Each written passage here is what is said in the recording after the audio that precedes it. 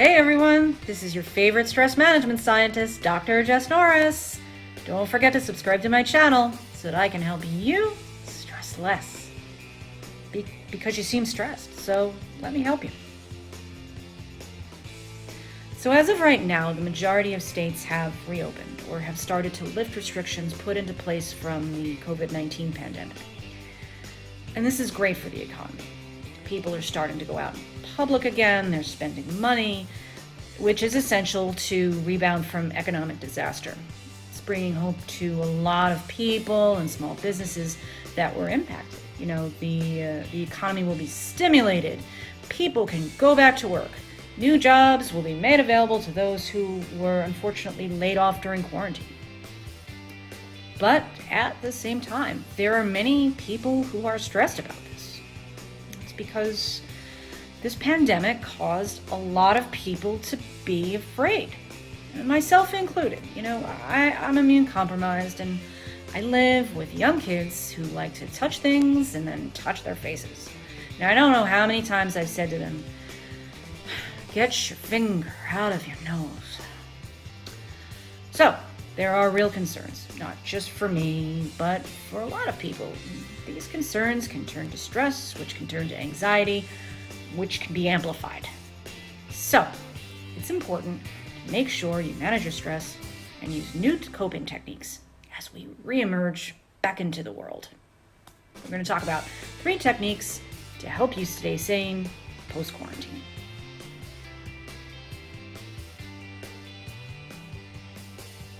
Get your finger out of your nose.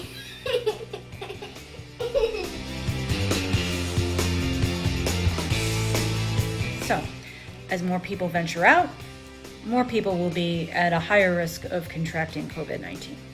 No, it makes sense. The issue with COVID-19 is that it's an invisible threat. You can't necessarily look at someone and know if they have it.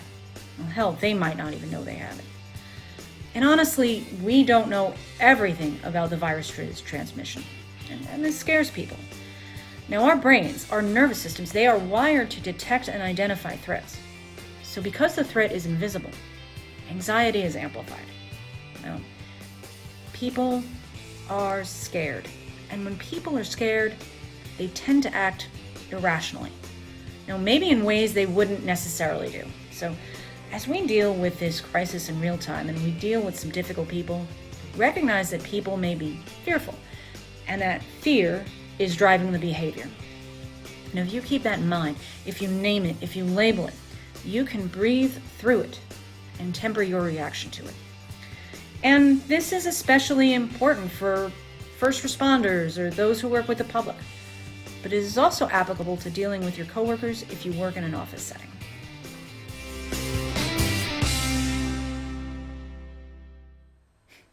You know, the term mindfulness is thrown around a lot, and some people, they hear the term and they immediately conjure up a vision of a yogi sitting in a meditation pose, with their eyes closed, chanting Om, maybe some Tibetan singing bowls or some chimes in the background. That's not how this works.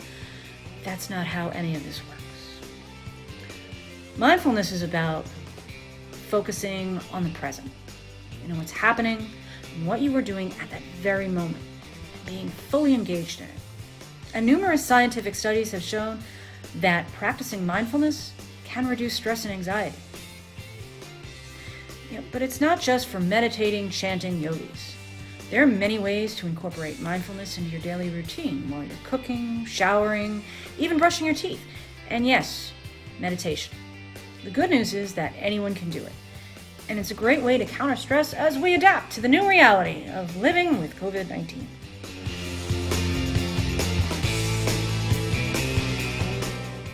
I know that a lot of people are starving for human interaction with someone other than their kids. Maintaining social connections has been a challenge for most people over the last couple of months. And for many people who are still practicing social distancing, it will continue to be challenging. You know, if you aren't ready to venture out to social engagements, stay in touch with people online. That's a very important aspect to stress management. And there are many ways you can do this. You can do Zoom, Google Meets, there are online events, and you can use one of the many social media platforms that are available. And while I'm on the subject of social media, so many people use social media platforms to get their news information. Even now, as we begin to reopen, the majority of our news is about coronavirus. It's like it's the only thing that's happening right now. So you don't need to be bombarded with minute-by-minute updates on the coronavirus. It's unnecessary. It helps no one. Remember to consume your news in moderation. Don't check the news just before you go to sleep.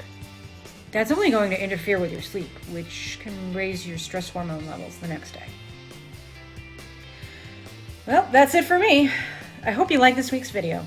Remember, I come out with new content weekly, so join me next week for more stress management tips. Don't forget to subscribe. Thanks for watching.